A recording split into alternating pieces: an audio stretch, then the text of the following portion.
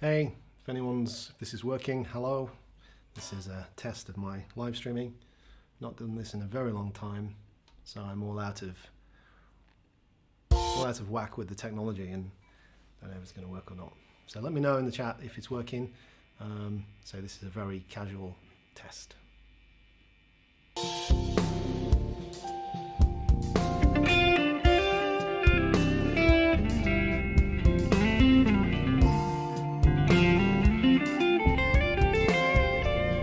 Lionel, thank you. Thanks for letting me know that.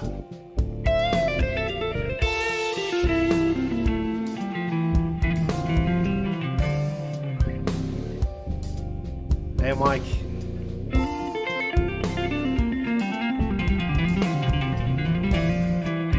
These are my sexy panther pants.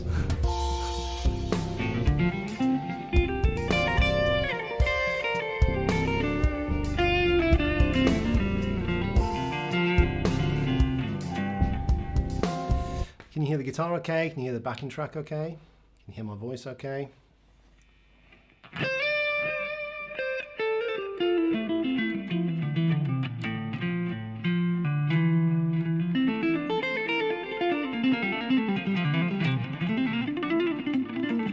Yes, well, if I change cameras, you'll see. They've got like panthers on them.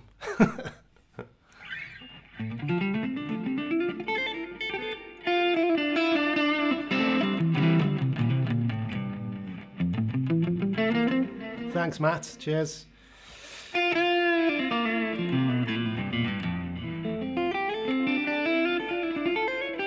If anyone's got any questions about any of the videos or anything in general, it can be music, guitar related, or whatever you like. And this is just a test stream. I'm going to be doing quite a bit more of this. I need to get my YouTube watch hours up. I don't know if this will make a difference or not, but thought I might as well give it a try. Yeah, any questions about the solo app or the Pathways to Jazz courses, or Mike, have you got any questions about the solo app?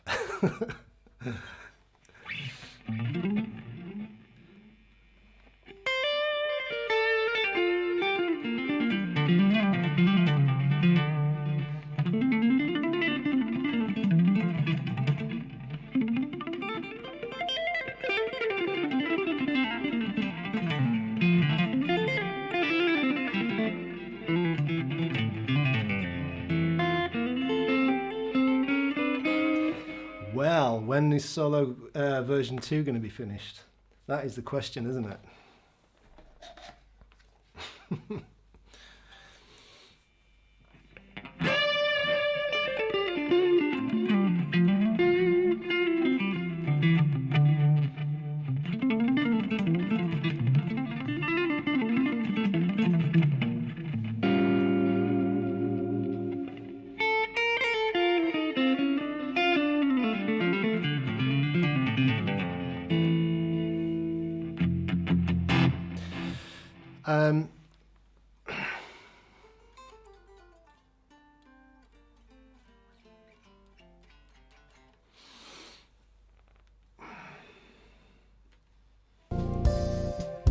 So this is a backing track I stole from John Cordy. It's quite nice.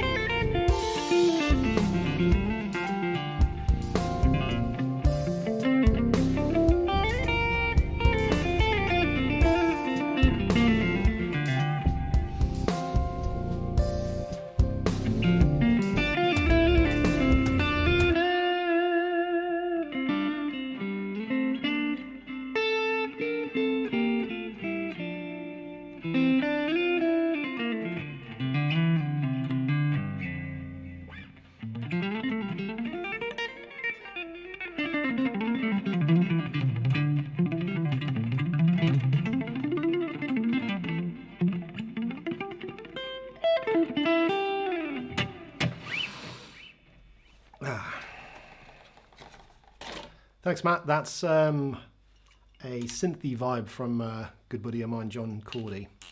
He sent it to me a while back, and he's probably used it on his channel. How's everybody doing?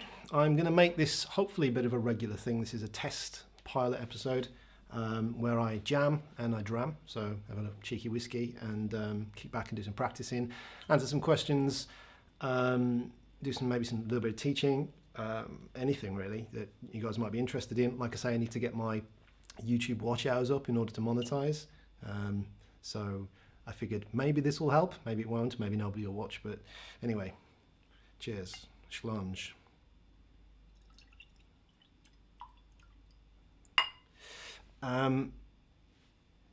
So yeah, this is a Lagavulin PT Isla whiskey, and this is the Fibonari Flames Tobacco Smoky Burst Roadmaster Fibonari.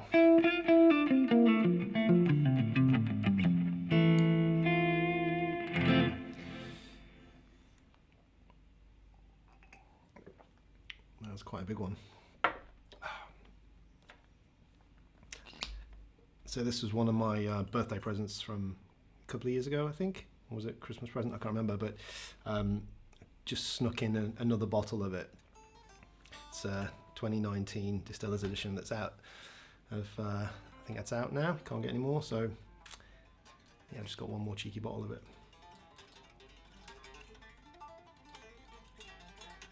Yeah, when the guitar goes, Mike, I'm just rolling the volume down and I'm just noodling, so.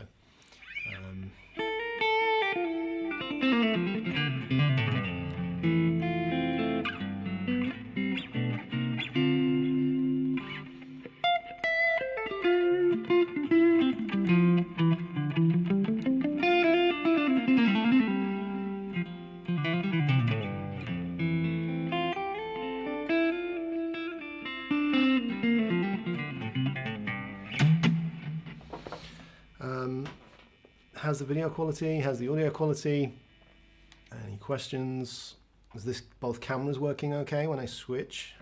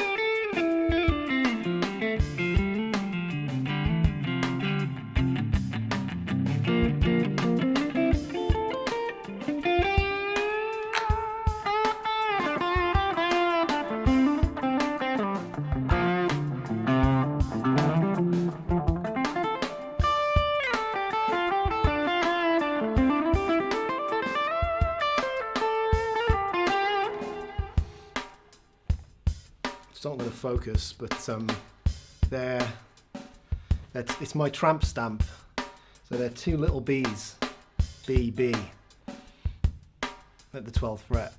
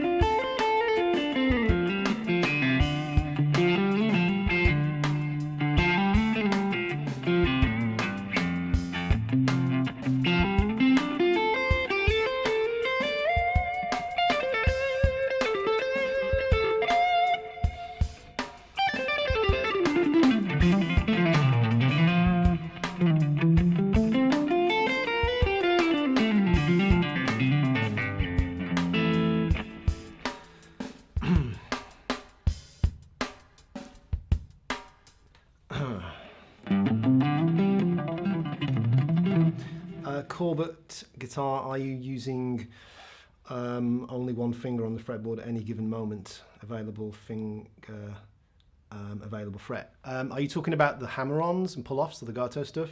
That's an interesting question. I've got a couple of videos to do talking about that very subject if you are. I'm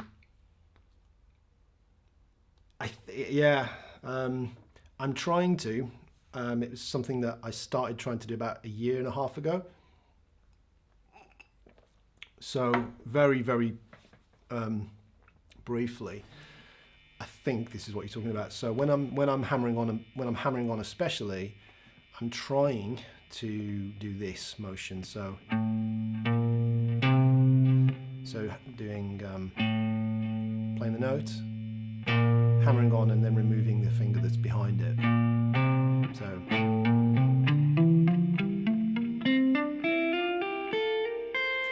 So it becomes like button pushes.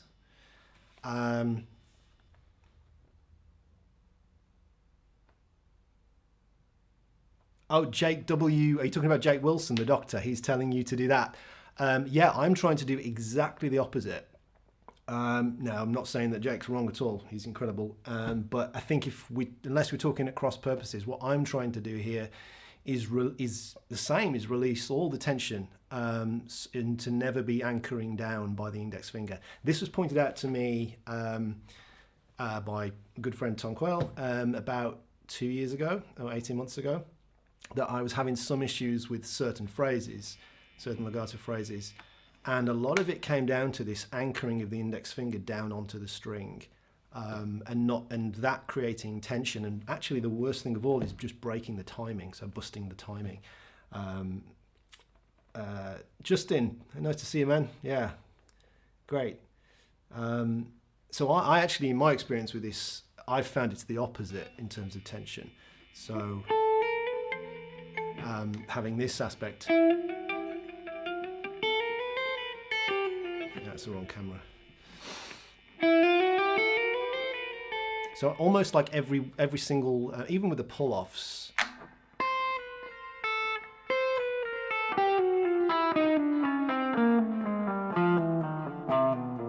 I'm trying to articulate it that each one is a button push for this kind of in time to the grid sort of legato. And I've been working on it for about 18 months. So I'd sort of been working on my legato playing for quite a long time and feeling like I was getting pretty good at it. And then, as always, so Tom will just come in with a big ton of bricks and say, "Ah, you're doing this wrong," and or have you considered this, and help kind of drag my playing onto another level. And so I'm super grateful for, of course. But it did send me back to the drawing board again and rethinking a lot of this tension and this anchoring, this index finger dependence. In fact, Tom did an amazing video on this about a few weeks or months, maybe a month after we'd had this discussion on his YouTube channel. It's called Lazy First Finger Syndrome. And I don't know if I was the cause of that video, but yeah, if that was, then that's a great thing, because he's certainly helped a lot of people, I think, with this. Yeah, so you find it works for hammers but feel out of control when you're using pull-offs. Yeah, I mean, it's just one of those things. You will feel massively out of control with it for some time. I did. I went right back to the drawing board and started a lot of the licks and lines that I'd done as either Instagram lines or things that were written things. I started reworking on those very, very slow tempos, just only using the left hand. So this might be one way of sort of going about it, is to just take a normal line or take an exercise and just remove the right hand completely altogether. And it sounds awful and it's messy, but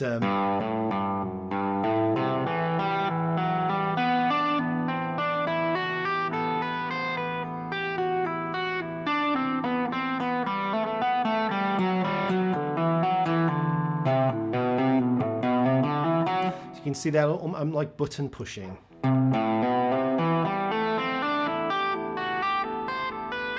Now, of course, you can clean this up by muting in the right hand. I'm just sort of doing that to demonstrate the point that there's nothing going on in the right hand.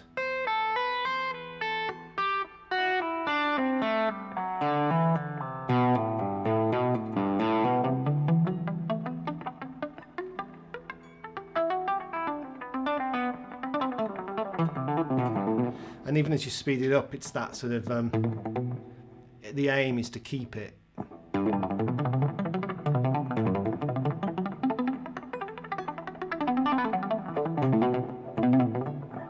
Keep it as that sort of, without any anchoring at all. Now, I'm kind of taking this to an extreme level. Like, I'm trying to, again, through conversations with Tom, it was like, well, I think he said he spent about a 6-month period of only playing with the left hand and not touching, not doing anything with the right hand, just to develop this independent control.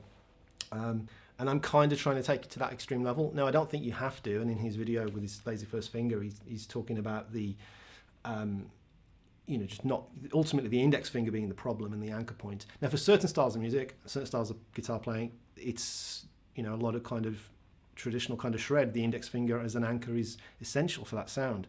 So I'm not saying this is wrong at all, but if you're trying to play in time legato to the grid, then it was definitely something that was screwing up my playing, was that index finger stuff. And I just, as I do whenever I get into things, I take it to the extreme and just want to go deep dive on it. So I'm trying to deprogram every anchoring finger point from each of the finger. So yeah, Matt, if you've not seen Tom's video on that, go and check it out. He does actually make, and I think he's done another video as well shortly after about other tips for it as well, tips for legato that touch on it on his YouTube channel.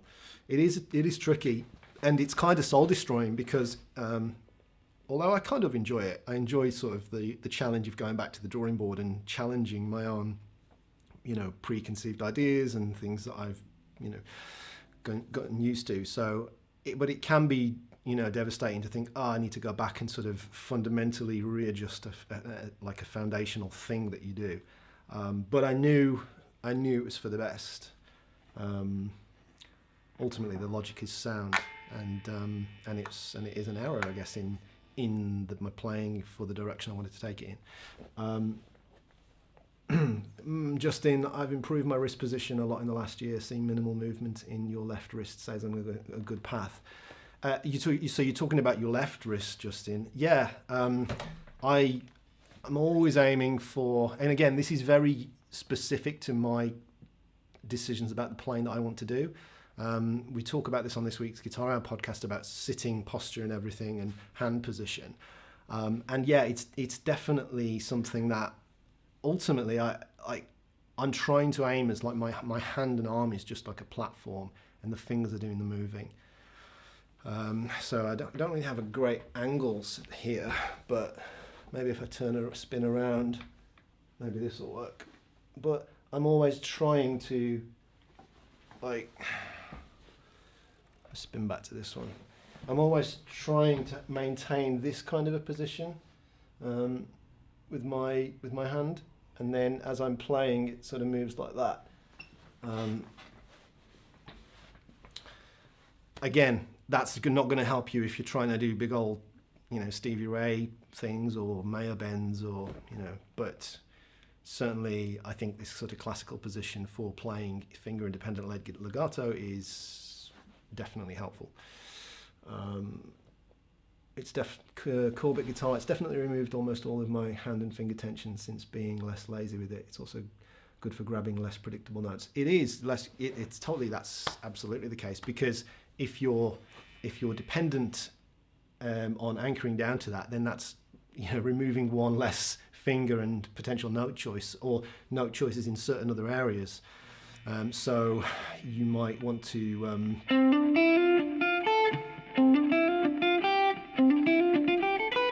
now there could be lots of different things that you want to do going back that direction with the index finger, that if it's anchored down, you obviously you can't make that decision.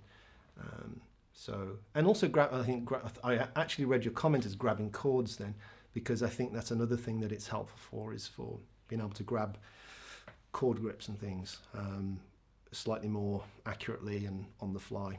So, cool.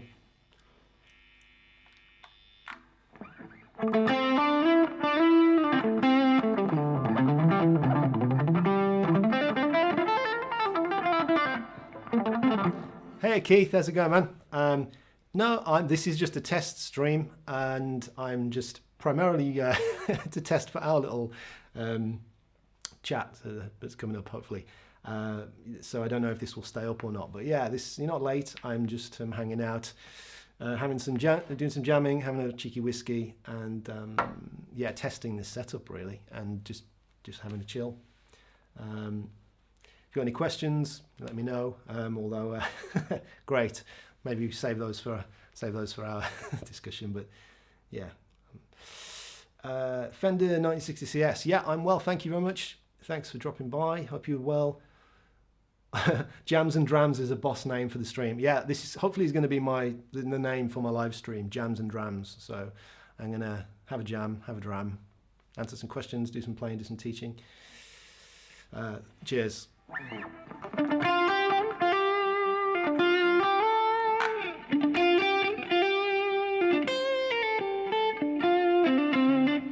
So this is a kind of a melody that I came up with over this chordy track from this backing track.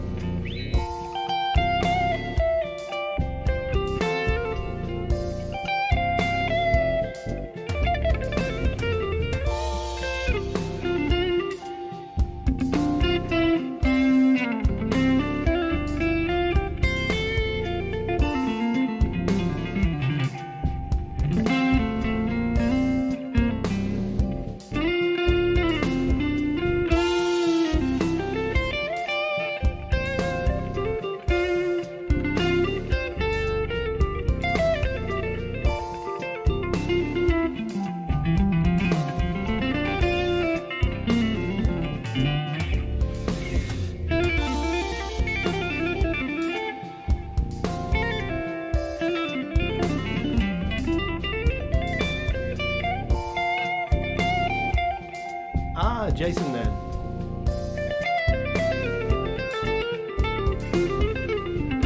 Man, that one in the corner there. Oh, where is it? Yeah. Thank you very much for sorting that out with Cordy. Might need to. I'll send you a message actually on Instagram or something after the stream. I've got a couple of questions about it.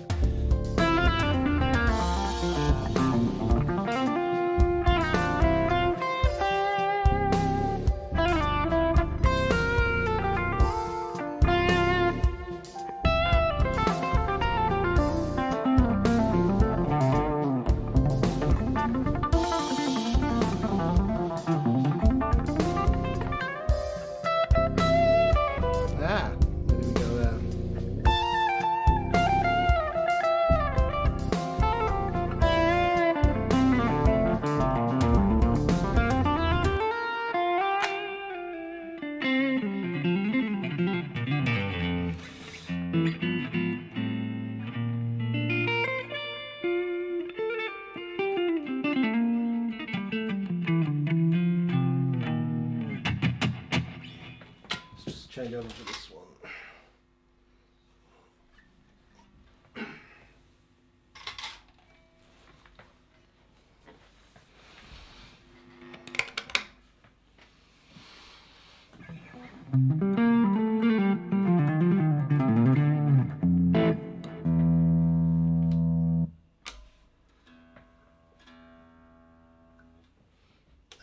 The offset's active on the fractal. That's why the tuning might have been a bit dodgy. Man, that Catalyst amp is pretty incredible, really. I think some of these solid state modeling amps for the £200-300 mark are just amazing, really.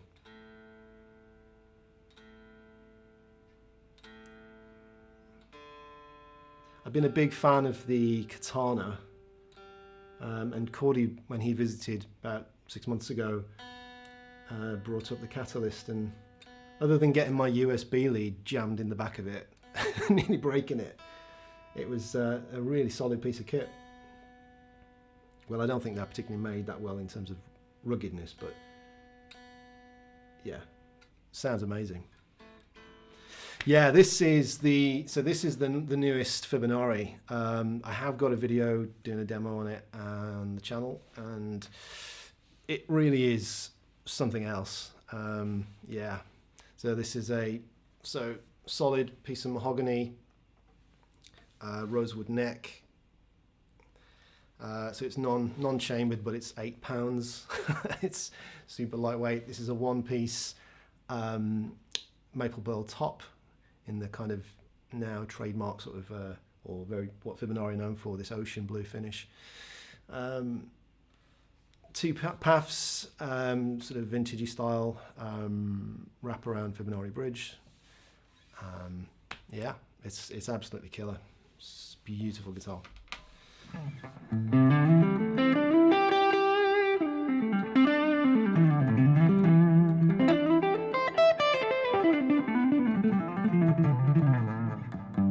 Hey Jens, how's it going, man?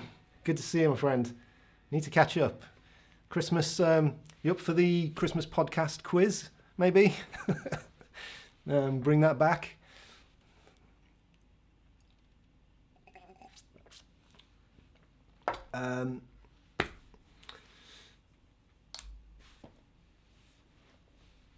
Fantastic. I'll drop you a line.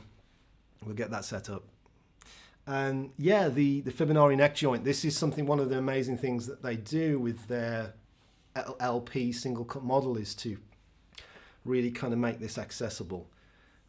It's one of the things that on my regular actual Gibson Les Paul, it's just obviously so physically challenging to play for me personally. I've always found that that to be the case, and Fibonari kind of get around that with the neck joint. It's super comfortable to get right at the top, and the neck angle's really nice too. So it feels more, it's a Gibson scale length, but it kind of feels more in line like a Strat is to play. Yeah, they're amazing. So Lionel, what is your go-to right hand technique? Well, I only have one, and that's the hybrid picking approach. So yeah, I can't do anything else other than this. So I'm playing essentially these kind of ideas where the left hand is doing all the work. So I'm doing a lot of downstrokes, upstrokes, but then in between that I will be doing hammer-ons and pull-offs, and then in between all of that, middle finger. So a lot of, essentially a lot of middle finger work. That looks funny, doesn't it?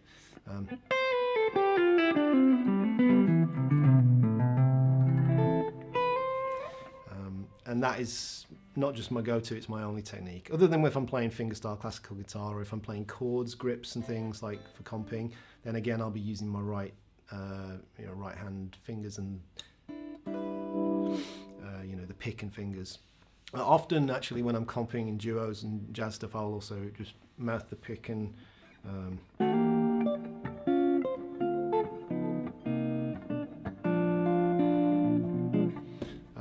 get into the full finger style thing.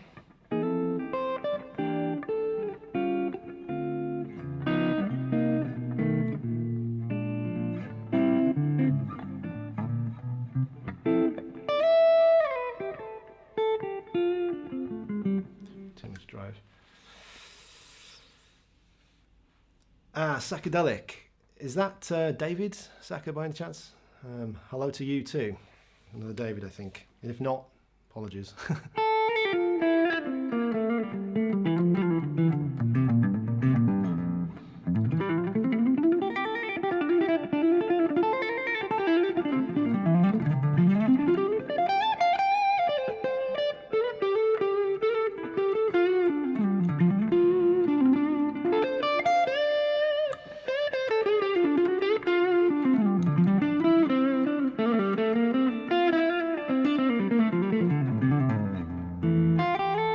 I got it right. There you go. How's it going, man? Good to see you.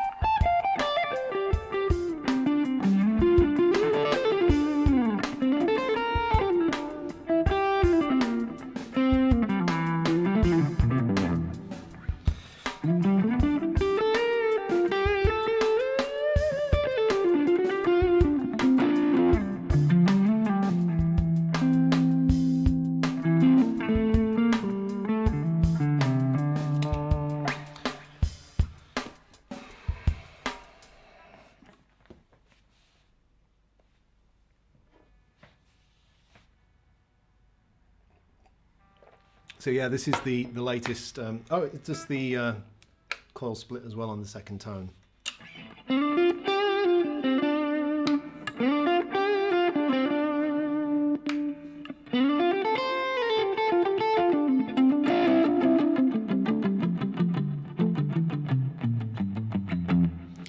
Which is cool. Other than that, it's pretty traditional with the Fibonacci tweaks on it, and yeah, it's absolutely taken, you know, absolutely my go-to single hook guitar now.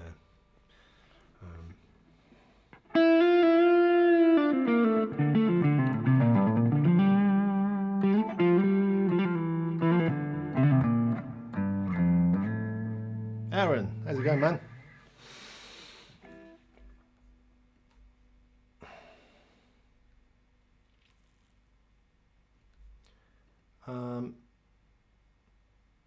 Yeah, so if anyone's got any questions about any of my guitars, about playing, technique, theory, this is the pilot to my jams and drams streaming. I'm probably going to try and do one a week, gigs and life permitting.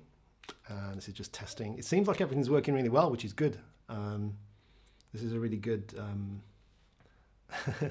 scenario. I was expecting it not to work because there's so much going on. I haven't got a cam to show it, but yeah, I've kind of, as always, gone into a convoluted setup.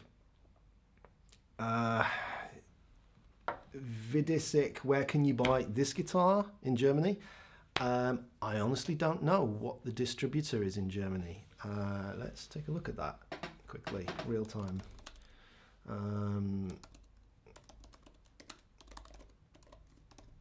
don't know. You could always email Fibonacci direct. Germany, Hungary, EU, it wouldn't be any issue. Let's see. Okay, yeah, Germany. If you go to the website under the dealers, Fibonacci's website under dealers, there's Germany, and you've got customguitarsandamps.com with hyphens, and then you've got lead-guitars.de. So those are the two Fibonacci dealers in Germany that you could check out. This exact guitar is, I mean, they're a super small boutique builder, so it's highly unlikely they will have something like this in there, especially this one, because this was my custom build. But yeah, you could always order one via them or speak to the guys directly themselves. But yeah, those are the German distributors. Stephen Joseph Guitar, where can you get these trousers? These trousers are my my Tim Henson Polyphia pants, as Tom calls them. They've got cats on. That's why I like them. They're my Sex Panther pants. So yeah, these are amazing. And I got these. My My brother-in-law bought me these for Christmas one year, about 4 years ago, from Next, and I've not seen them again since, so you might be out of luck. And they have developed a little hole in, so I'm quite concerned Sarah's going to make me throw them away at some point because they've got a hole in them. But I love them. They're super comfy, and they were my lockdown pants. Essentially, I lived through pandemic in these things.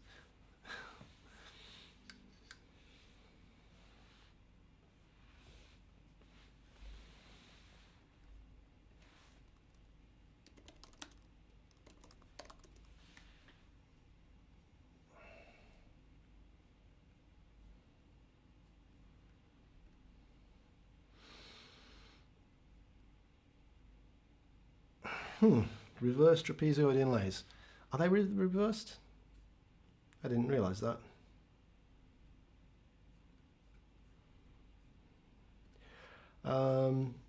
Where's the comment? Where's the chat gone?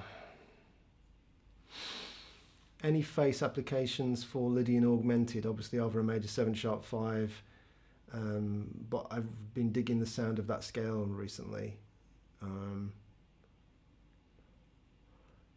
Yeah, we'll come back to that.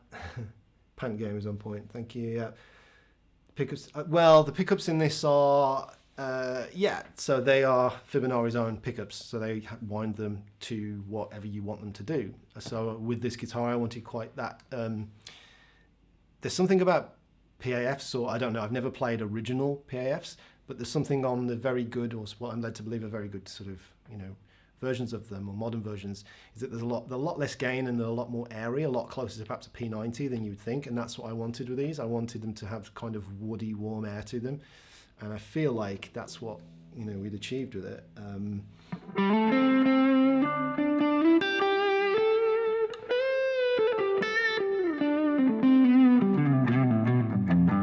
So there's a lot less gain than say on what guitars than on my Erotic. If any of you guys have seen my Fibonacci Erotic, very different tone to that, and very different to my Gibson. I've got a Les Paul Standard from 2002, and those have got the burst buckers in, and they're super full on. Sound pretty good, but they're not that kind of airy path thing, and I think that's what these have.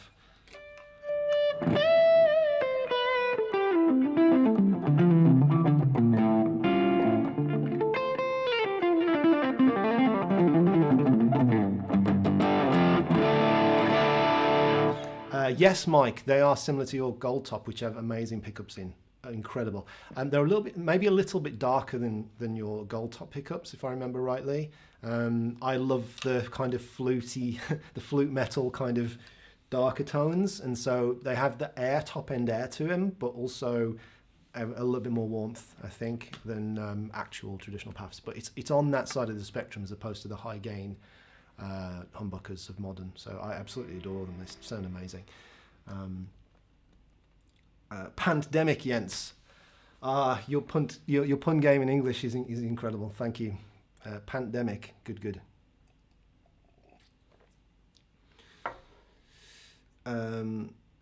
Nope, I am wrong. Yeah, I mean, I couldn't think what you were talking about there. Reverse trapezoids. I mean, I think they're normal way around. Yeah. Amazing instruments, Eugene says. Yeah, this is incredible. It genuinely is one of the most. I mean, I've had this is my 5th Fibonacci, and every time I think surely they can't surpass themselves. But yeah, this was another jaw on the floor moment when I picked this up, and having even seen similar models to this, what this was based on. The story goes that since my first NAMM trip in 2017, Chubba, who's the master builder at Fibonacci, he would build a version of this kind of guitar, and every NAMM trip when I was playing on the booth and doing clinics with those guys, I'd be just in awe of this model. I'd be like, one day I've got to have one. And even so, after seeing all those previous models and my other previous builds, this is without a doubt the most stunning I've ever kind of opened the case and nearly fainted. It's amazing.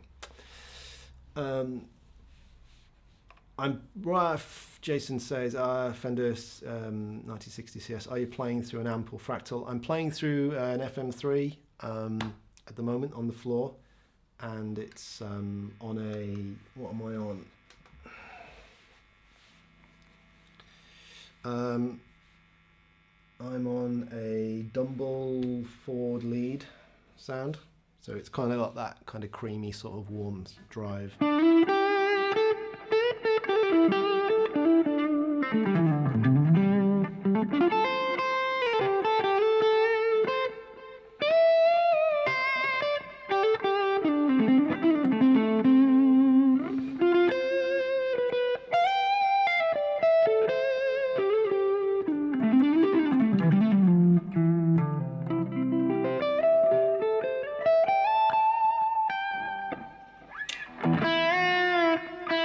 That's the problem though, going from long scale to short scale, overbending.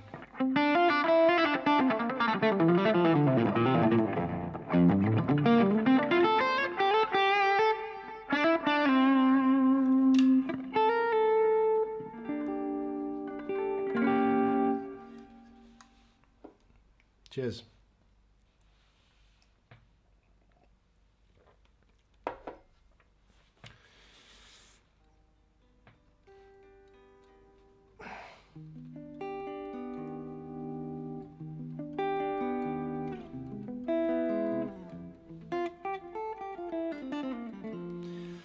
Pathways 3, it's on hold, that whole thing, because of Solo, the app.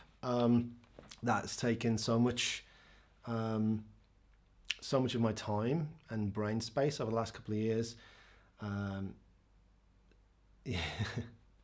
So yeah, essentially what I want to do with the Pathways stuff, I realized I kind of painted myself into a bit of a corner with that in terms of it being like a very niche product. I'm really proud of it, and I think it's incredibly useful for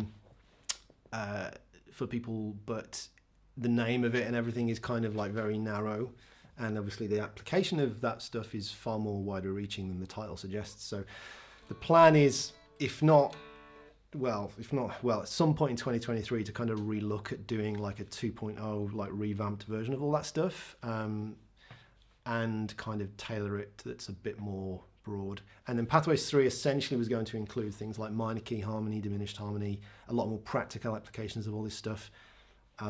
So yeah, and some of the more kind of nuts and bolts of kind of putting some of this stuff into your playing that I've talked through. But yeah, thanks for asking, and it will come. It's just that so much work has gone into Solo that yeah, that became my main project. I tend to have like try to have like one big project a year, and so I did like Pathways 1 and 2, and then Solo came, and that's kind of, yeah, takes up most of my headspace in terms of improving, working on that. The Aurora multi-tap delay, that's fantastic. I haven't actually delved into it all that much yet, but yeah, I have played, I've watched Leon's video on it, and yeah, sounds super cool, but that's on my list of things to check out with firmware updates. Yeah. Oh man, I'm glad you found that useful, David. Yeah. I think that the Pathways stuff was me documenting my own like progress of the last 6 years. Given my attempt at relearning the guitar as an adult, or relearning to play jazz as an adult, and so I think that if it was helpful for you, then fantastic. Yeah. Always extra crispy. What does the back of the guitar look like? The back of the guitar looks bloody gorgeous. Oh, I've changed. Ooh. So it's a fairly light piece of mahogany. So we've got mahogany. This contrast between like the mahogany and the rosewood is so gorgeous. All satin finished as well. So you've got the mahogany single piece back and then the rosewood neck. That's what it looks like. Stunning.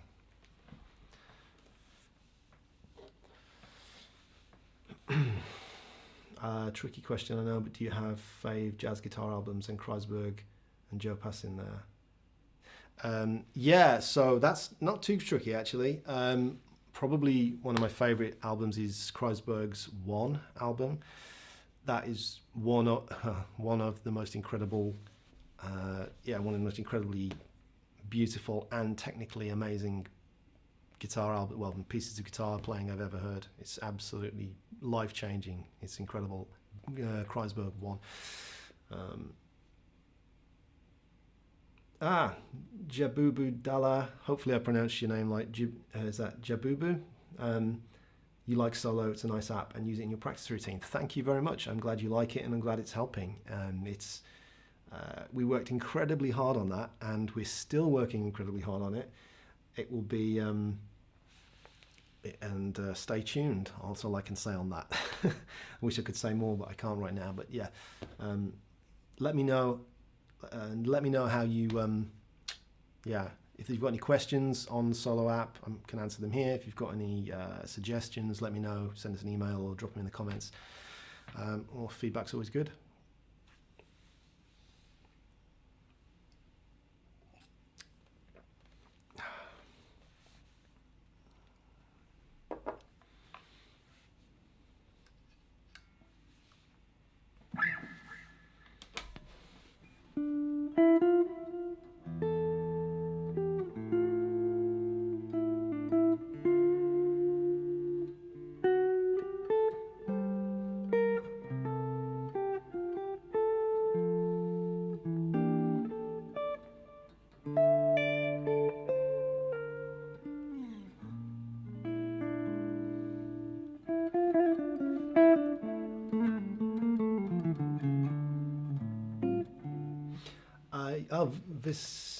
These names, apologies. Vidisic, I think I need to check my eyes. Use Solo every day, the best invest. Yeah, I think it's pretty good value. Is it $12, $14.99, something like that in the app stores? For the work that we put, and Mike's in the chat as well. You guys that are fans of the app, then give Mike some love. Mike Patty, he is the long-suffering software engineer. The incredible genius that's actually made that happen. The nuts and bolts of it. Gwyn says, tell you to water bottle. Water bottle. Yeah, there you go, Gwyn.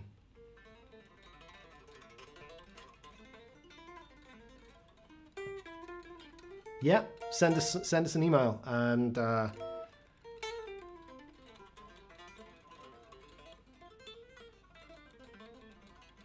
okay, Jason, cheers, thanks man. I will give you a shout. Yeah, I just got some questions about the.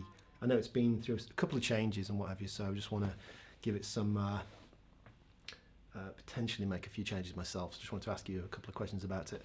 The old ice blue, Smirnoff as Cordy and I call it.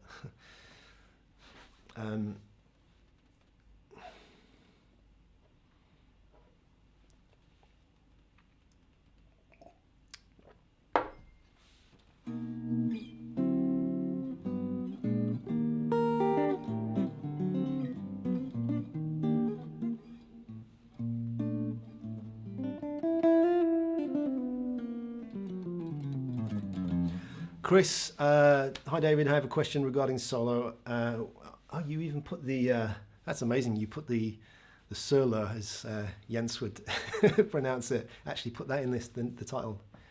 Would it be possible to make it recognize piano as well as guitar tones?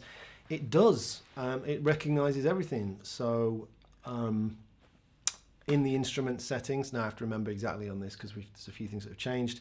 I think you can just set it to concert pitch, and that will optimize for pretty much everything broad strokes in concert pitch. Mike, correct me if I'm wrong in the chat there. Yes, that's it, I got it right. Yeah. Where's my phone? I could probably, hopefully, I think it's still the same.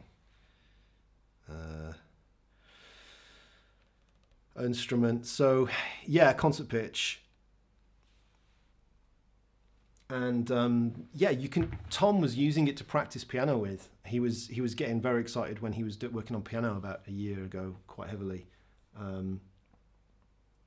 So yeah, you can totally use it with piano right now, and lots of other instruments as well. If any of you happen to be horn players, and also if you've not done the ear training thing with Solo, that's something you should totally check out. Like, maybe I should do a stream on that. Actually, it's incredibly useful, especially with the new version.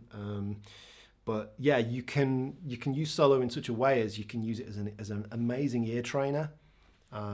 So yeah, there is a couple of videos on the solo YouTube channel that's paused currently, but you can go and check that out. Tom and I were doing lessons over there, and yeah, I do an ear training one on that.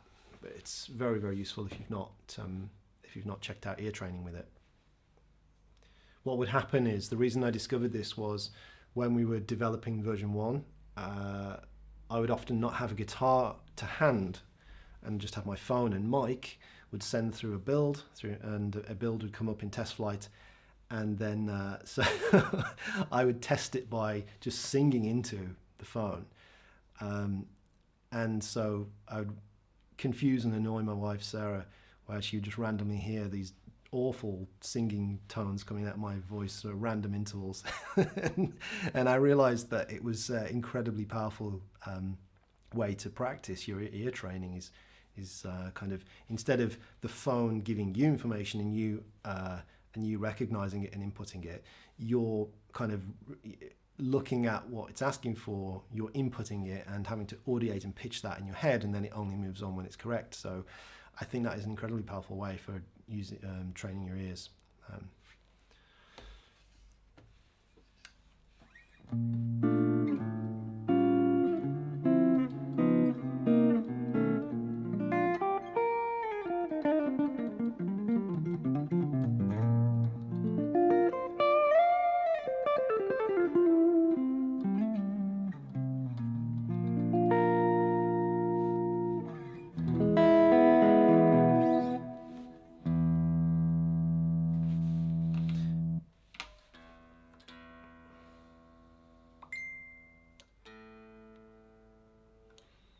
I'm currently live streaming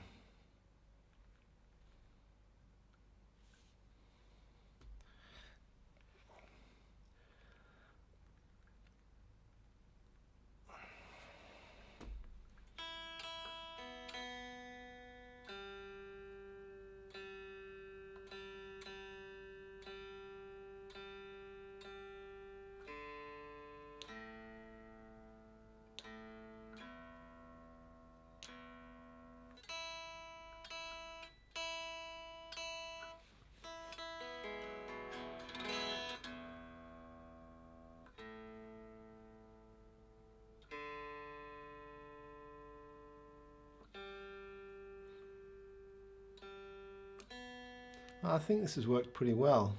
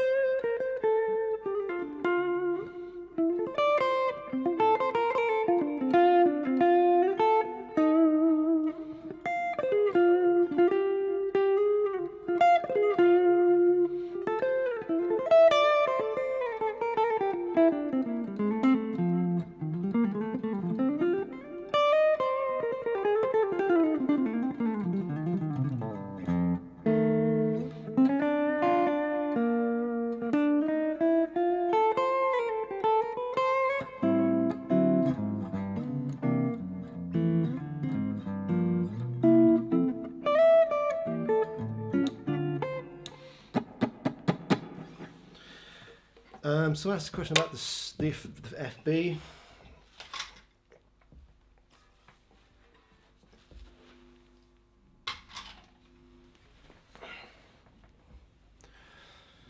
The Roadmaster FB, it's kind of like a rounded, like a super strat. So you get, so this is a HSS and fairly ridiculous top again. This has also got a very nice flamed neck. And so this is not really that stratty, it's super stratty, but not that kind of traditional thing. I've got the blue one over there that you may have seen on the channel. That one is the model that we made, that more like a traditional Strat. So that's 3 single coils and more Strat body, you know, different headstock and stuff like that. So Fibonacci don't do that traditional classic vintage Strat thing, and I twisted their arm for that blue one. And that was the only one they did have done in terms of building. So they do Tellys, Roadmasters, they do the kind of more super Strat versions, but it's one of the things that they don't do through choice, really, at the moment, currently.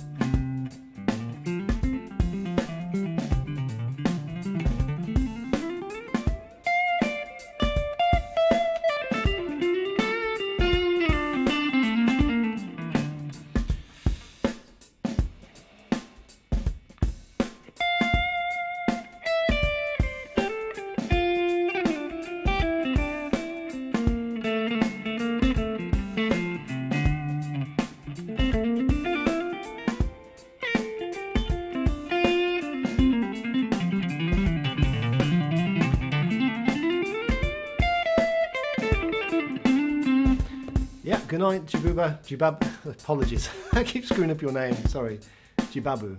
Is that it? Let me know. Have a good practice session. Mike, I don't have the yellow K line. The yellow K line went back to Cordy.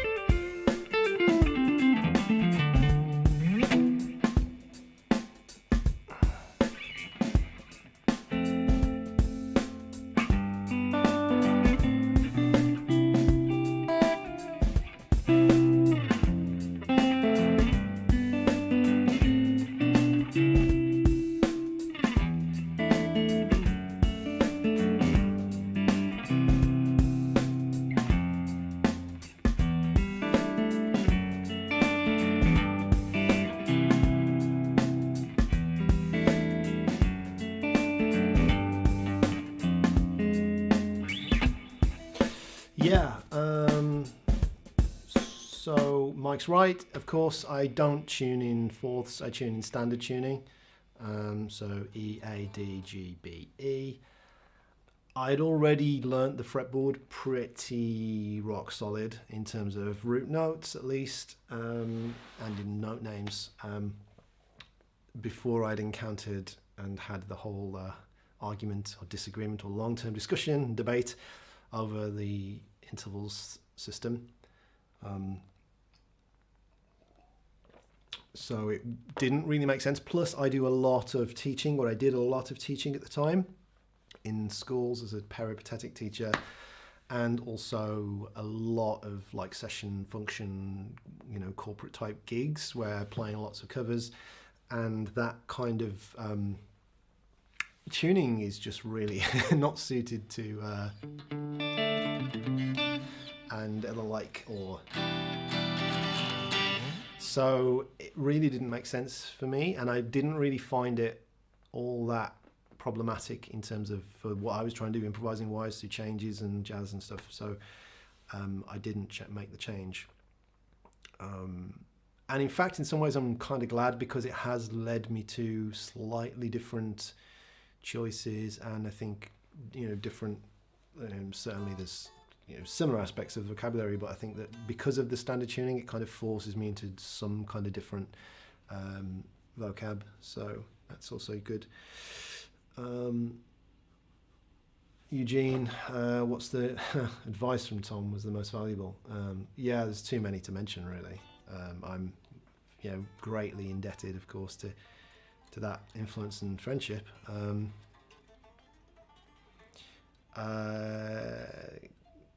Most valuable, though, maybe convincing me, maybe keep on having that disagreement about the note names versus intervals thing, because yeah, that's by persisting with that discussion that led me to where I am today, definitely as an improviser and as being able to play through changes and stuff.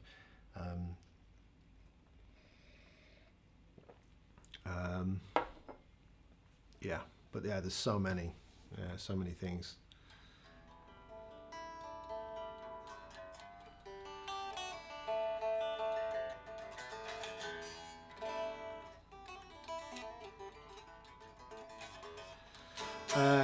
Jason Widener, is that how you pronounce it? Widener? I came to the guitar hour.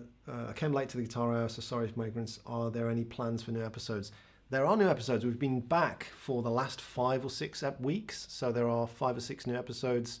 In fact, one has just gone live this very evening, and it's been, when the pandemic kicked off, we managed to keep it going, and it was fine. But then as the pandemic eased, we've certainly had a very sparse 2022 until last month. It was much harder as everything opened up and life started again. It was very hard to keep the podcast going for many different reasons. But over the last month or 6 weeks, we've managed to get back on the horse with it. And the intention is, yes, to bring the podcast back in full force. So I think, there's a new episode right now, and there's new episodes, fingers crossed, every week. So yeah, check your podcast feeds if you've not done recently, or check out the website. It's linked from my website or theguitarhour.com.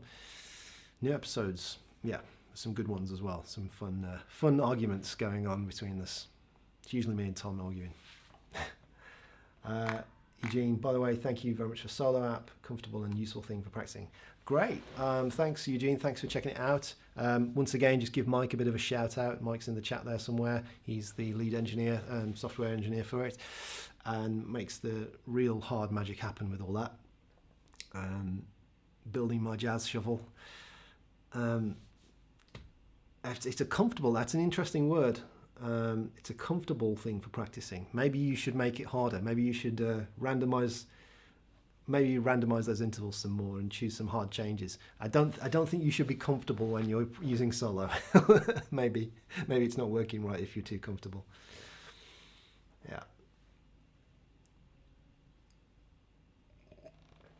Yeah, Jason, yeah, check it out.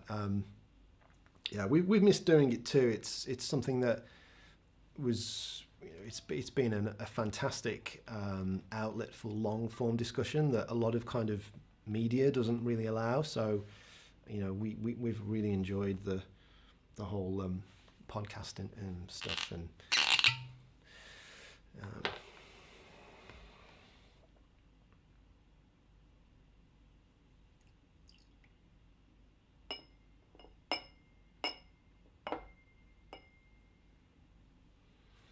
and let us know as well if there's any guests you'd like us to get on, or any topics you'd like us to tackle, or any questions. Always open to for content ideas.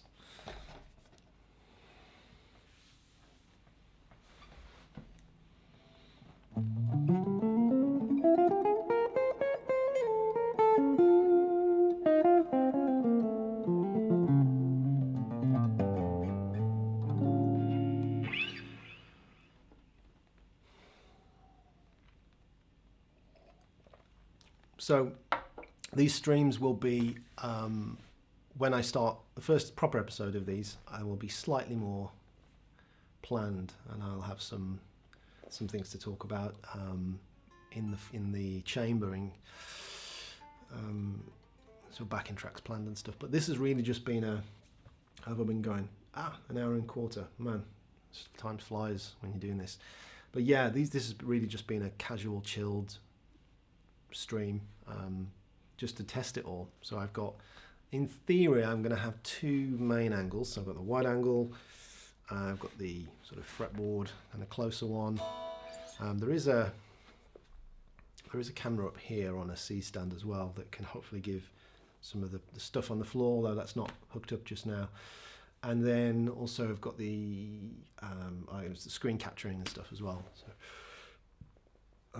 if there's anything that you know you guys would like me to talk about, or any questions or any topics or anything you'd like me to play over, or do let me know. This is primarily a way for me to get back into the live stream thing. Obviously, I kind of started doing internet guitar stuff with live streaming. I've not done it in a little while, so I'm looking forward to getting back into it. And also in getting my YouTube watch hours up, because I can't monetize yet, and I've got a feeling that this probably won't amount to much in terms of that, but you never know. It can't hurt, can it? Somebody watch this, and it will all add up. Is in your rack a TC G-Force? Do you use it frequency? No, I don't have a TC G-Force. In that rack over there, I have a 2 Notes Torpedo Live. I've got an old Axe-FX 2, and then there's a Focusrite channel strip preamp there, and then that Victory head. And actually, very little of that gets used these days because I'm using the FM3 so much. So possibly could do with a bit of a clear out, if I'm honest. Yeah, it's not used all that much now with all the plugins and the amazing sort of new modelers.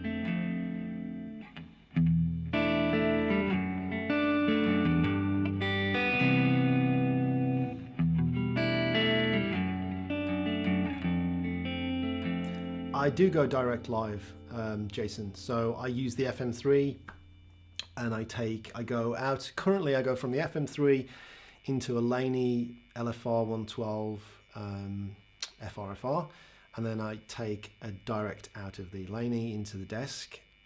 Eventually, what I really should do, and what I want to do, is to get some molds done for in-ears, and then go direct from the FM3 into the desk, and pretty much hopefully just use ears with a small band monitor in front of me. That would be, but I've been just not proactive enough about getting the molds done since the pandemic eased. But that's what I really want to do, is to pretty much go. So I can just go guitar bag with FM3 and turn up for these kind of gigs. If I'm doing the very rare, and of course that's the other way in which most of my playing work when I'm traveling for clinics or whatever, or masterclasses, and doing shows and stuff, is going direct with either the FM3 or a HX Stomp. Again, so I'm very rarely using the live tubes stuff. But on the very rare occasion where that does happen, yes, I would, go into one of my tube amps and enjoy it cranked up. But most of the time I'm going direct with the FM3 or occasionally HX Stomp.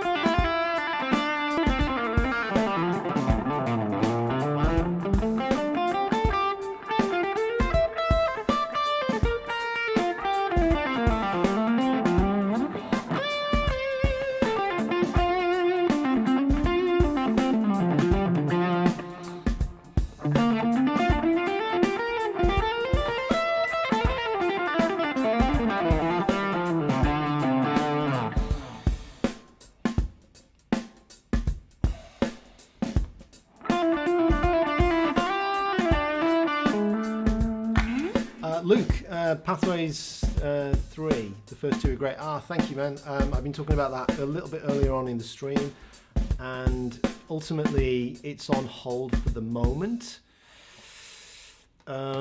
So yeah, like it is going to come, but it's going to be in a slightly different format. I'm going to essentially look at doing like a revamped version of the 2, or the whole thing, and releasing it in a slightly different format. So Pathways 3 is going to include things like minor key harmony, diminished harmony, practical applications for doing all this stuff. But I feel like I painted myself into a bit of a corner with the title, a little bit too narrow in terms of its application. So I think it's accurate and descriptive. It's pathways towards jazz and fusion playing, but it has way more, I think, application for people and a more general, broad spectrum of guitar playing than just those subjects.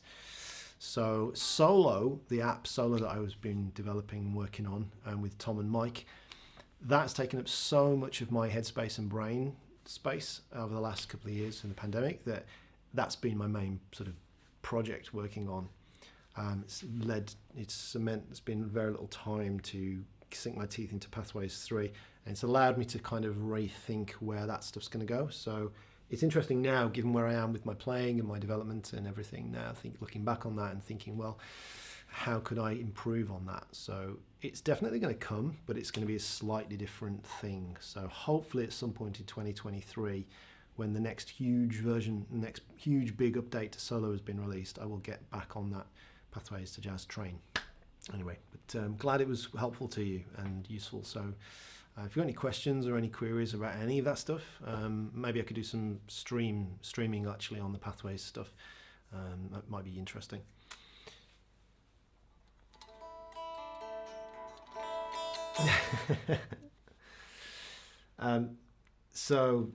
Thanks Vidix. Thank you for your Tom Mike's work. I'm looking forward to solo update and new podcast episodes. Wish you a good night from Germany. Good night, and thank you for watching, and thank you for checking out our stuff.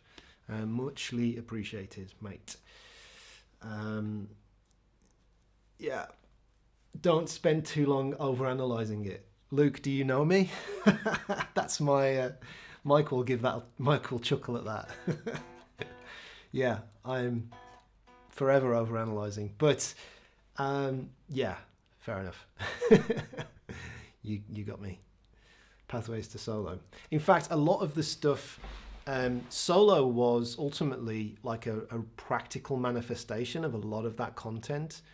I think that the whole development, and Mike, you know, he will attest to this, that I was forever pushing for features within Solo. I was pushing for feature creep within the to incorporate many of the kind of ideas and exercises and things from Pathways into Solo. And to his credit, you know, he would like smack me down and say, no, we need to keep to a minimal minimal features, minimal, what's the word, minimal viable product or something, because I forever got these big ideas about what I want Solo to do, and there's only so many hours in the day, and so much coding power we have between the three of us. So ultimately, you know, Pathways 1 and 2 kind of manifested, and Pathways 3 in some sense manifested in Solo. Obviously it's not an pure educational thing, but a lot of the concepts that would have been kind of put practically into Pathways 3 kind of are in Solo, and even more stuff to come with the updates. Yeah, it's minimal viable product, that's it. It's only important if you want to ship. Yes, I know. Let's not get into it. Let's not do a meeting now. Yes, you're right. You know, we need to, this is why we work so well together, is that I dream these big ideas and, you know, Mike makes it a reality. No, BB, we're not doing that. That's for next version. Will V, I second that regarding Pathways 2. It was a game changer for me. Thank you for making it. Well, no, those comments are really nice to read, and, you know, thank you. Thanks for checking it out, and I'm glad it's helpful to you. Yeah, it's cool. Cheers. Well, I'm out of my whiskey, so I think it might be time to draw the stream to a close, perhaps.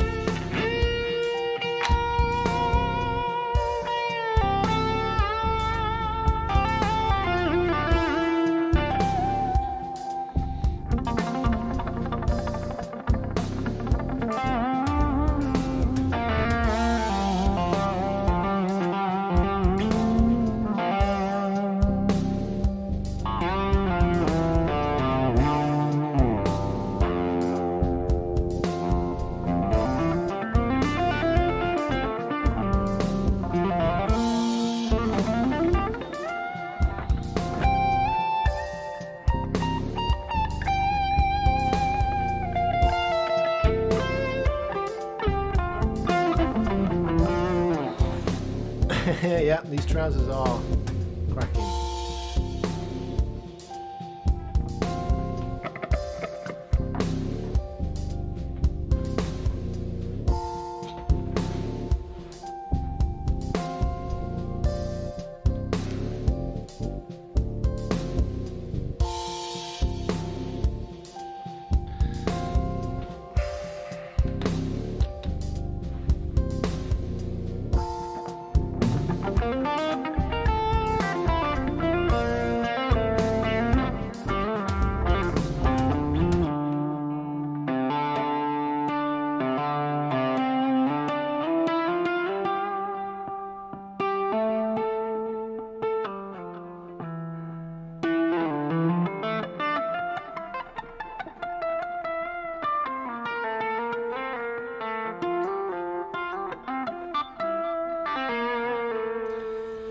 Yeah, Danny, good night. Thank you too. Kazakhstan, awesome. Thanks for stopping by.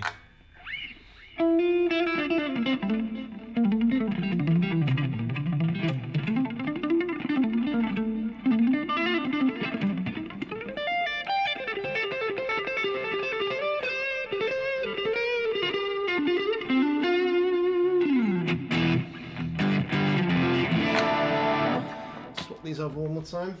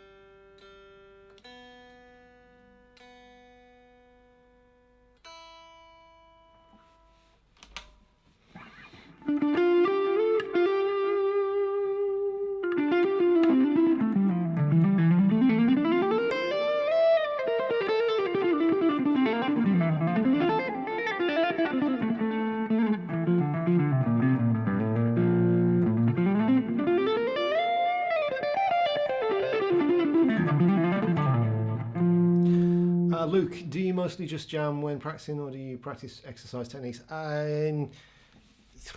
Yeah, both, I guess. I suppose trying to do it both equally. I'm not really practicing now. I'm just like faffing around. As I said, this is a test stream technically, making sure everything's working, audio and camera wise. But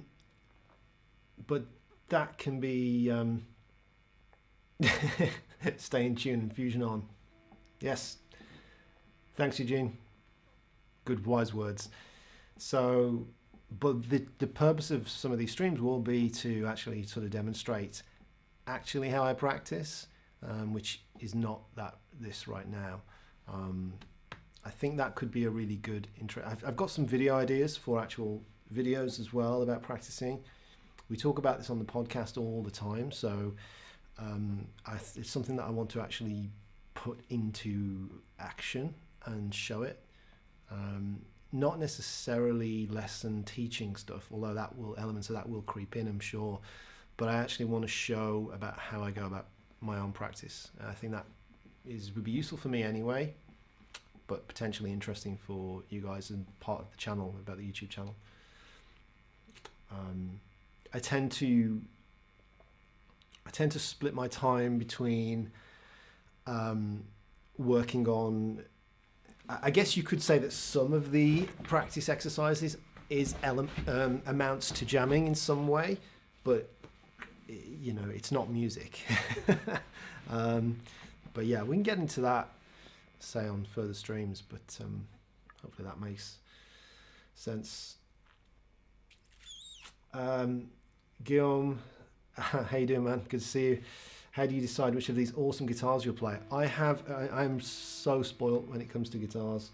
I realise over the last few years I've got a ridiculous guitar collection. But I did, my defence, I went through about 12 years with only playing one guitar, which was a PRS SE single cut. And so I went through many, many years of being very conservative with my guitar spending and choices.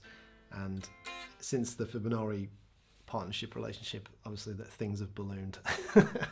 So I have some ridiculous instruments now. How do I choose? Well, I have my favorites, my kind of like my number ones, etc.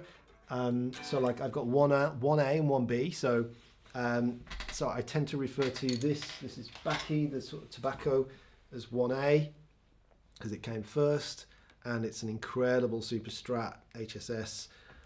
And then 1B, which is Bluey, which is in there Fibonacci, 3 single coil, more of a Strat.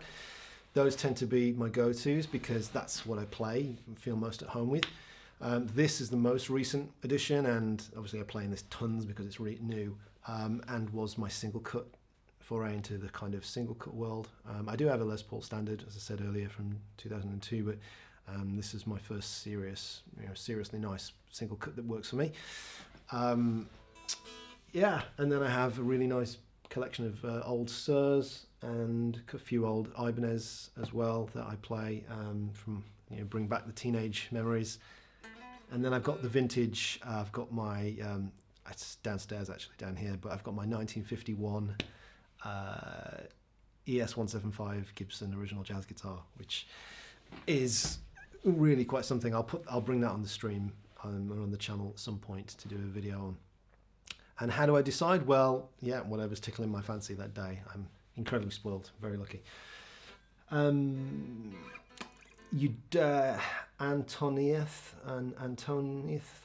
you don't think of intervals while using fast passages. I do, although I don't think of them. My subconscious thinks of them. So the work, and this comes down to what Luke was talking about with practicing, Anthony. Hey, so it comes down to what Luke was asking about practice, and in a very short nutshell, that doesn't make sense, mixed metaphors, but I practiced for a very, very long time building little miniature pathways of muscle memory, thinking of intervals. So if I demonstrate this very briefly and quickly, if I'm thinking in G Dorian, that's what I've been kind of jamming in all night, then I might be thinking like 3, or flat 3, but for the purpose of saying this out loud, I'll just say the numbers generically. So 3, 1, 7, 6, 5, 4, 3, 2, 7, 6, 5, 3, 4, 2, 3, 1. Now as I'm doing this, and I can talk at the same time as doing it, I'm absolutely consciously aware of each interval I'm playing. It's a conscious choice.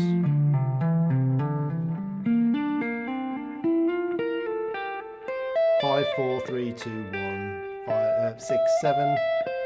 I can't say it out loud fast enough, but it's absolutely going through my subconscious because I've practiced this streaming of these notes using this technique and this visualization.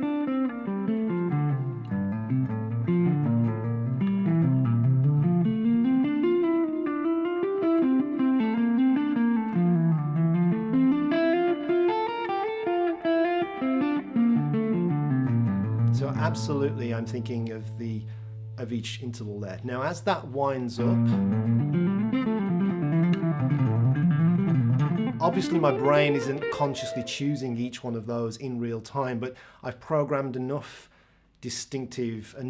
small chunks of knowing where all these intervals are in real time that as it speeds up, it just becomes it's all happening, but it's like at the back of my brain subconsciously. So it's a hard thing to answer. We've talked about this on the podcast many times. Tom and I have chatted about this personally, privately, and then publicly. Like, it's not right to say you're not thinking about it because it's not a lick. It's not like I'm doing a predetermined large lick. Like, I've got licks and things on my Instagram and things I've taught on the YouTube channel where, it's a learned thing and I'm teaching that through. Now, when I'm doing this stuff and improvising, that's not the case. It's not that I've memorized, dozens or 10 scores or hundreds of different large patterns. The patterns that are memorized are really small, miniature little chunks of intervals that I can sort of control at will. So there's like this continuum, this gradual continuum where I can think 3, 5, 7, 6, 3, 2, 1, 7, 6, 4, 5, 3. Those are all the intervals that I'm consciously aware of and choosing. Now as I speed that up,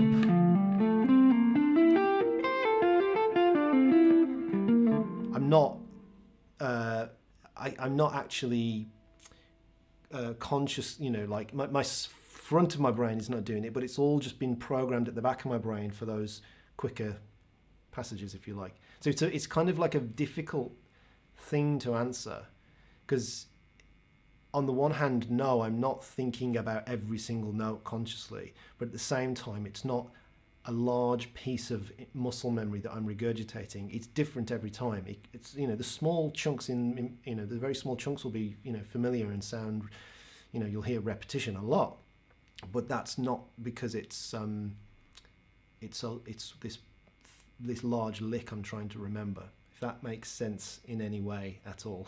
Hopefully it does. I'm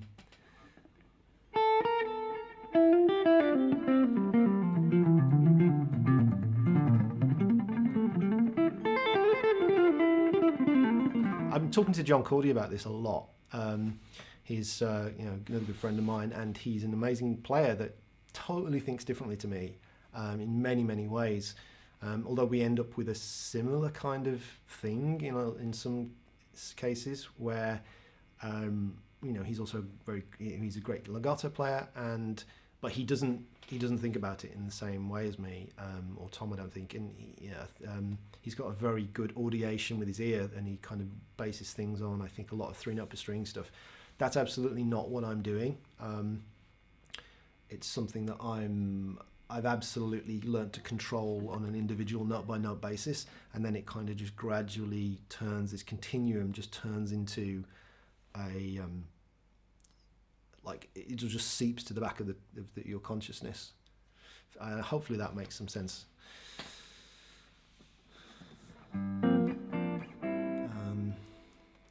Jason, yeah, I will definitely do more of these. That's the plan. This is just the pilot. This is the test stream for the technology. I'm going to turn this hopefully into a regular weekly thing. That's the plan.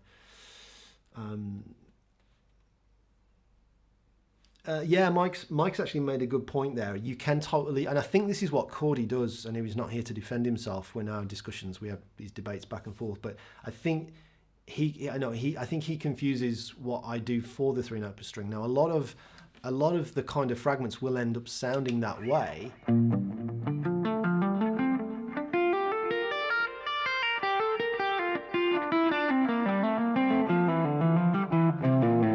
Yeah, you could categorize that as I'm playing 3-note per string stuff, but my brain has not learnt it that way. So if you were to put me on the spot and say play X scale 3-note per string in 3 octaves, I couldn't really do it.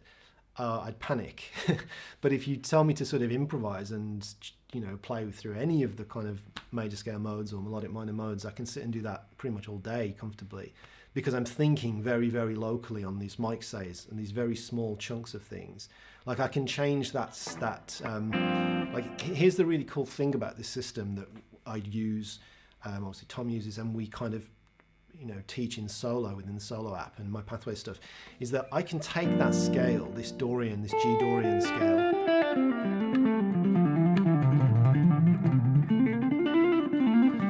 I can change just one note, and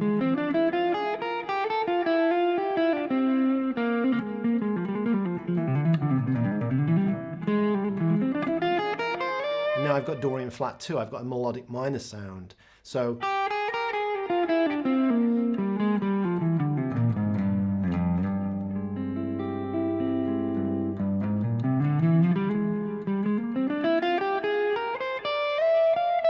So 1, flat 3, flat 2, 6, flat 7, 5, 4, flat 3, flat 2, 1, 7, 6, 5, 4, 3, flat 2, 1. And that is incredibly easy for me to do. I don't have to think, what is my Dorian flat 2 melodic minor pattern? I don't think that way at all. I just think, well, I know it's a Dorian scale with a flat 2, so I just look for the flat 2s, as the visual relationship of the interval, and then everything else stays the same.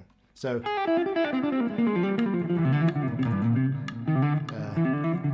all of this becomes relatively straightforward to do.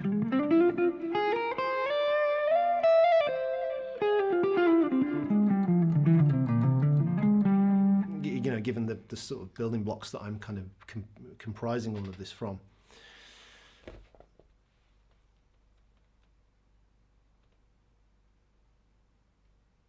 Oh, that's great, Luke. I think, you know, if that's helped you being able to do that, then that's fantastic.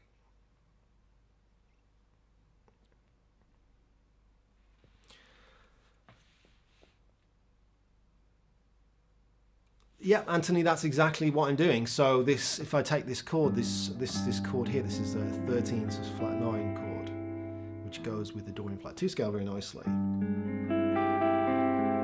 I know that this sound and this scale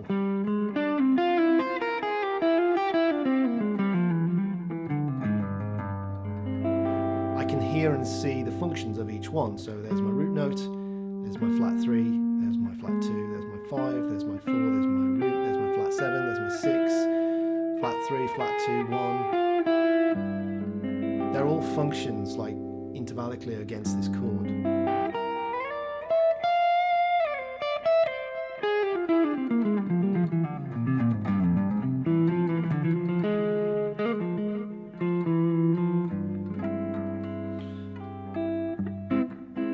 So yeah, as Mike's saying, these small 2-point shapes instead of the large scale shapes. So this is a 2-point, like this is a shape.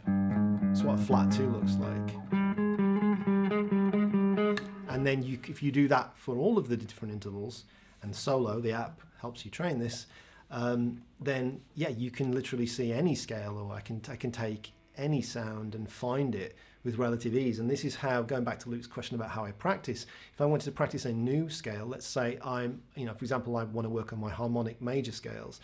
So if I know the formula for the harmonic major, so it's a major scale with a flattened 6th interval, then all I need to do is think of what my regular major scale intervals look like, and then flatten the 6th. So I can practice sort of streaming this. So I can go like, so 1, 2, 3, 4, 5, 6, 7, 1.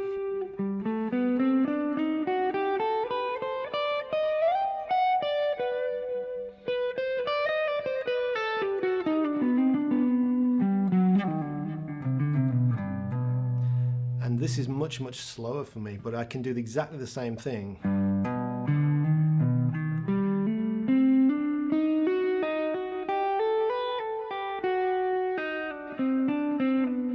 But now about programming, seeing the flat 6 in context with all the other intervals, shapes of the major scale.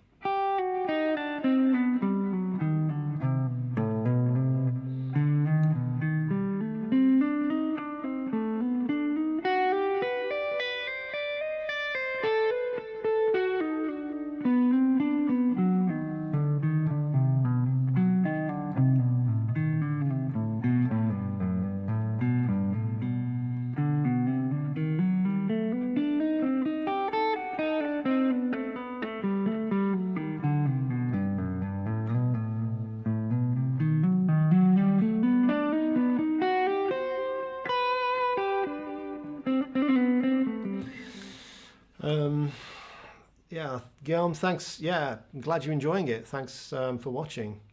Yeah, Guitar Hour podcast is back. Yes, that's back too.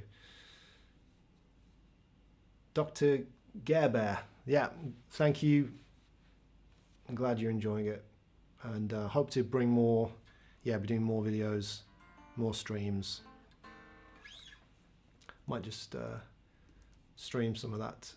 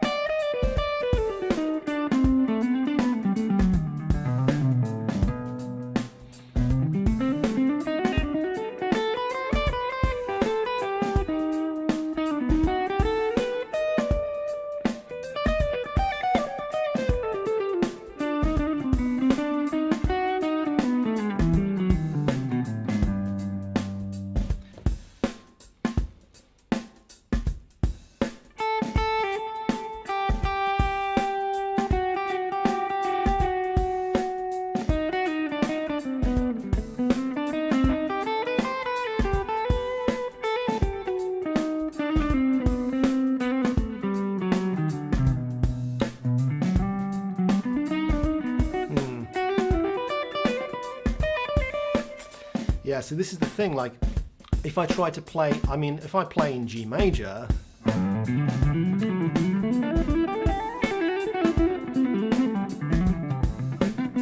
I can do this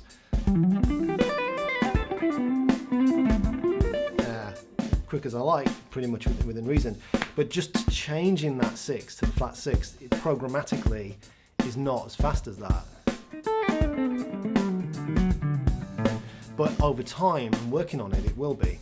And it's the same process. It's, you know, but the nice thing is that the confidence that it gives you to be able to solo in that tonality or play over a chord, and you see that, if you were to see that kind of chord, it's really quite empowering. It's massively empowering because I don't have to learn a whole new enormous set of patterns, large patterns.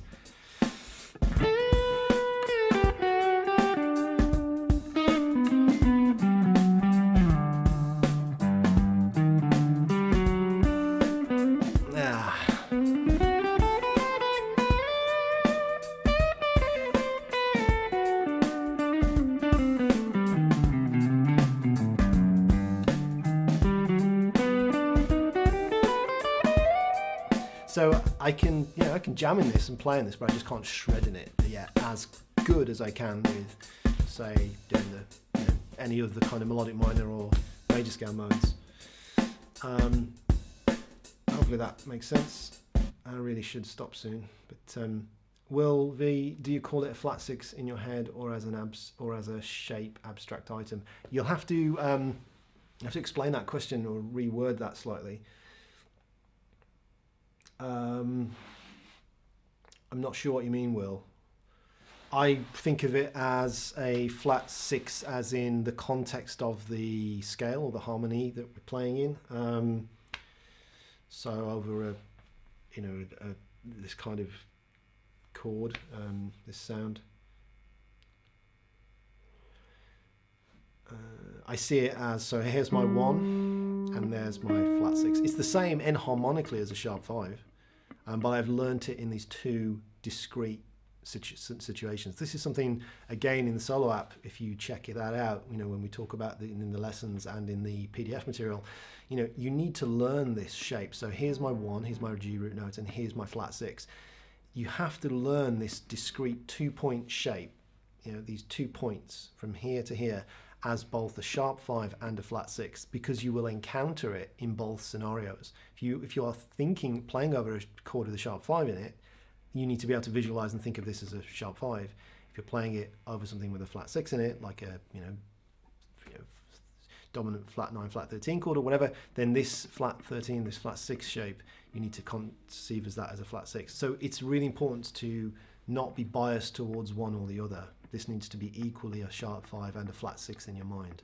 And all the other ways you could, you know, obviously do it as well, like so down here, and down here, here. All these ways that you can visualize the flat 6 or sharp 5.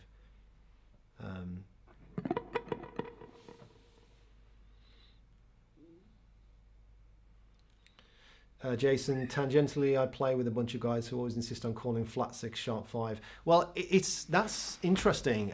When you're kind of at the edge case of this very kind of more advanced stuff, it's not always clear cut as to what the right answer is here. And even like very amazing, you know, renowned composers will kind of blur and fudge kind of things. Like at times, it's not always super clear. So like this. On a major 7 sharp 5 chord, which this would be,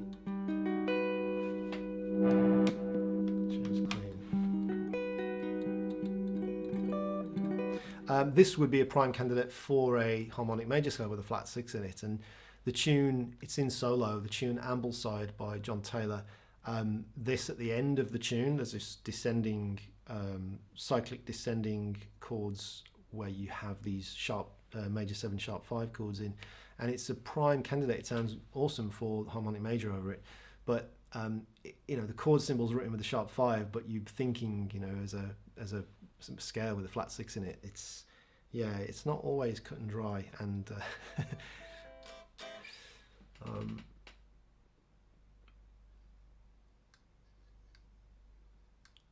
think will means as you play, maybe.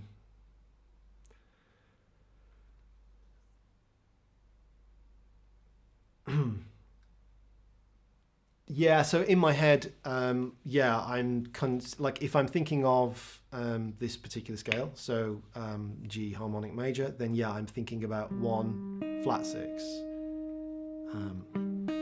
So 1, 2, 3, 4, 5, flat 6, 7, 1.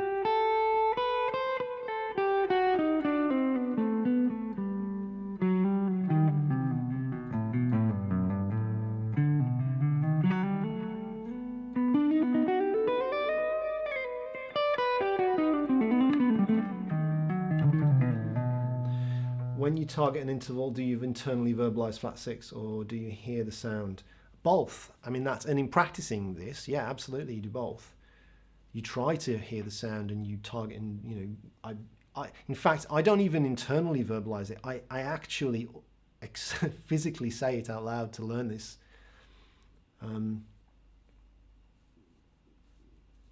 Yeah, and you're right, Will. I mean, this is not something that you ever finish. I have to be very deliberate with my visualization as well. Anytime you're trying to absorb and internalize a new sound, and you know, visualizing a new sound and hearing that sound, you have to be deliberate with it. This is absolutely how my practice would go.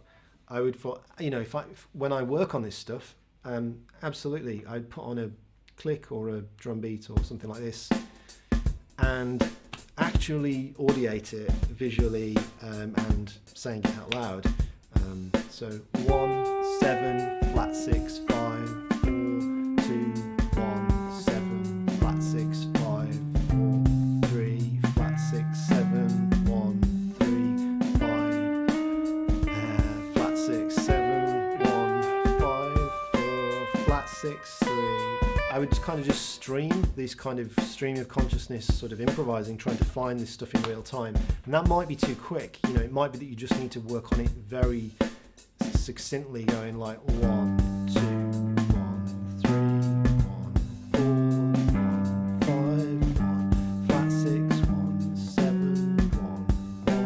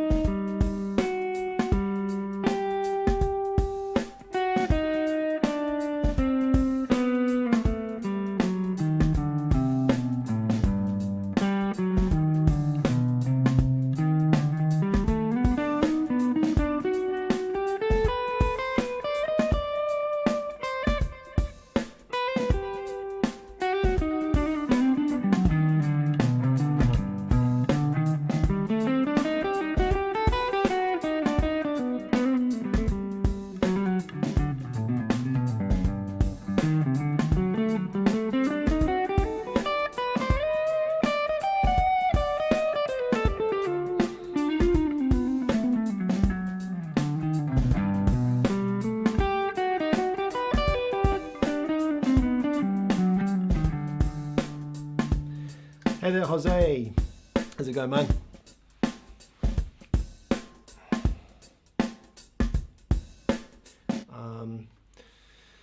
But does that mean it takes longer to think flat 6 than 6 because it takes longer to say? I'm thinking, oh, okay, right.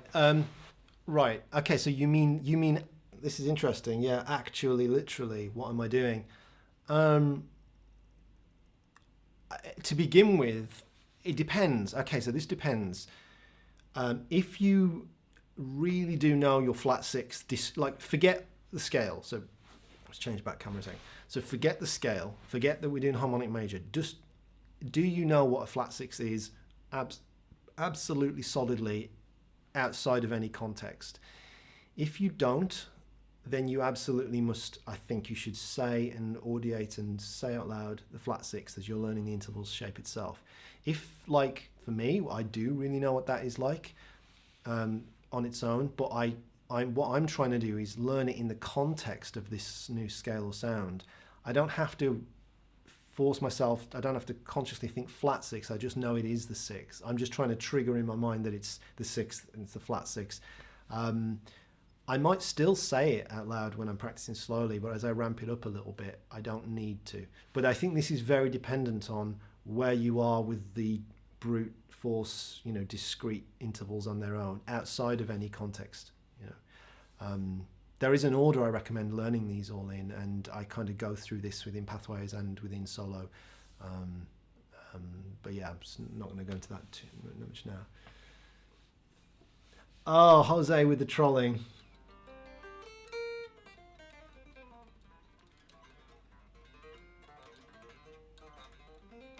Ah, Jason, yeah, solfege does have the syllables. I've never digged with that. I've never. Jake, the doctor from the podcast, you know, he's done that a lot, and he talked me through it one time while we were on a trip to LA on a plane, and it just doesn't go. It's just never sat with me. So I'm sure I could learn it, especially for the ear training. It would be useful. For me, I by that point, when I'm at the point where I can do it that fast enough anyway, then just the generic number and the sound is fine. I think, yeah, it's not. I don't necessarily need to do that. I don't think. Maybe if I'd have just learned that earlier on in life, it would have been helpful. I definitely am doing solfege, the concept, a lot with my ear training and like my visualization and audiation. I'm just not using the actual syllables, and so yeah, I'm just thinking numbers. Jose, yeah, I'm basically testing live streaming setup. I'm going to be hopefully doing one of these a week. So, you know, gigs and life dependent. The idea is to try to get my YouTube watch hours up so I can get monetized, and as I start to take YouTube a bit more seriously.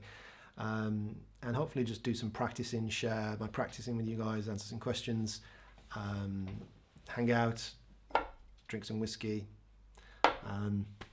Yeah, thank you. I'm glad it looks good. Hopefully everything's working sound wise and camera wise. So I'm going to have these two main angles. I'll have a third angle up here with the top down, and have some screen capturing and stuff as well. So I'm going to try and make these as informative as I can without it being a full-on lesson. Some lesson stuff will, some stuff, you know, lesson stuff will creep into these inevitably, but I want to try to make this as about my practicing, about just interesting topics, question and answer sort of thing, without going full on. I have the tendency to go into full on like teaching mode, which I need to try to resist. Yeah. Will you also be covering your right hand technique? I guess a little bit. You know, I'll certainly have a camera angle on that. My right hand technique, it's very hybrid picking dependent, so middle finger. I talked about this a little bit earlier on. My left hand is doing most of the work. My right hand is kind of lazy in that sense. And yeah, I need to think about this a little bit more. I do things a little bit differently to Tom with the right hand. I've just developed a slightly different order and system of when I pick up, and when and I need to decode that, I think, a little bit, and kind of I'm pretty sure I could systematize it, but it's not something that I've done yet. Maybe I could do that and talk about it on the stream.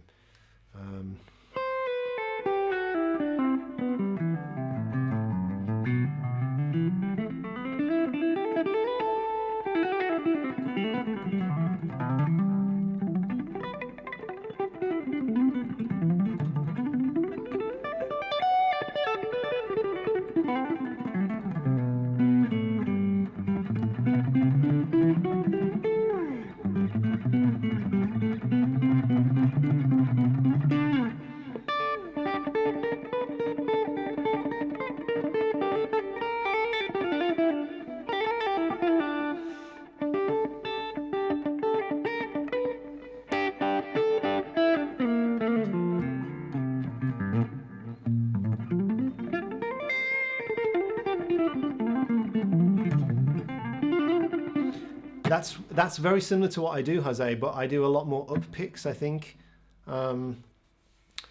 Yeah, so it's like a sweep almost coming down, and then you're coming, when you're going up, it's a combination of like hammer-ons and middle fingers. So for example, I'll do a lot more upstrokes there. Up.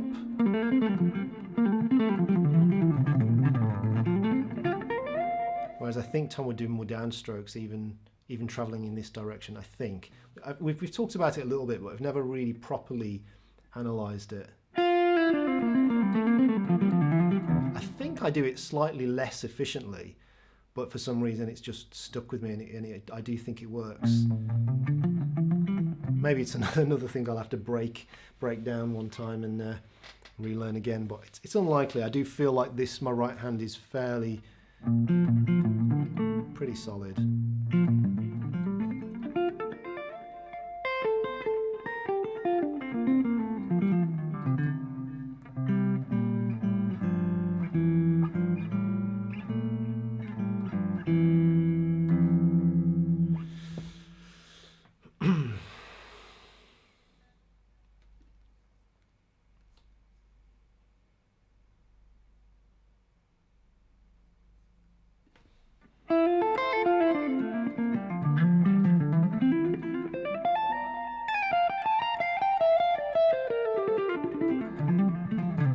Well, it's efficient in some regards for this kind of a legato thing, but it's terrible for anything else. That's the only downside.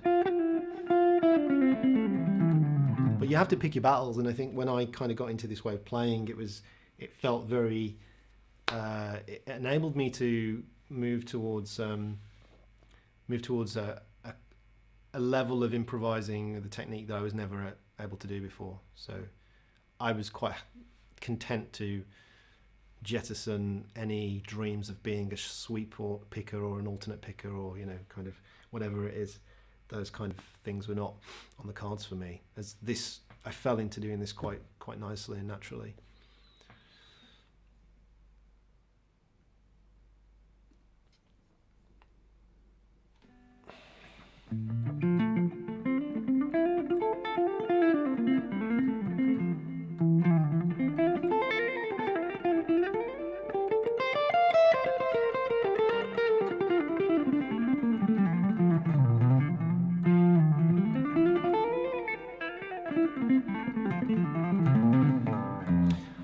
Jose, yes, I'll talk about that sometime, and yeah, that's a good topic for perhaps a stream or a video. I'm going to close down now because I've realised I've been going over 2 hours, and this was supposed to be a short little technical test stream. It's turned into the first episode, I guess, of this Jams and Drams. But yeah, ask me that again sometime, and when you're in the stream, and I'll talk a little bit about how I got into it and a bit of background and stuff.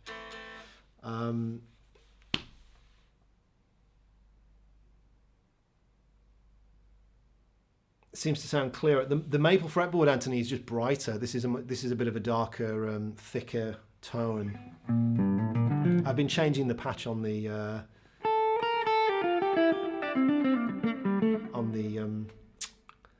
fractal as well. It's a brighter guitar. This is slightly. This has a lot of, as I was talking earlier, this has a lot of air to the pickups, but it's a warmer, darker tone that I kind of like.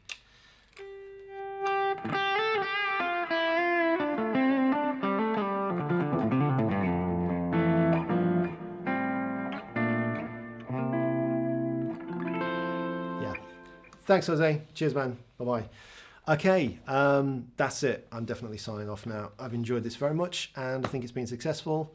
Well, the camera's working, the audio's working, the backing track's working. And thanks to everyone watching, asking questions, etc. And yeah, I'll see you again, hopefully next week. I'm not sure what day it will be, but I'll maybe do some posts on social media to kind of let people know in advance when this is coming. And maybe if it gives you some time to get some questions in on some ideas for me to talk about. Just needs more Rush. Yes, Mike, I know. I'll learn a Rush song for you, I promise.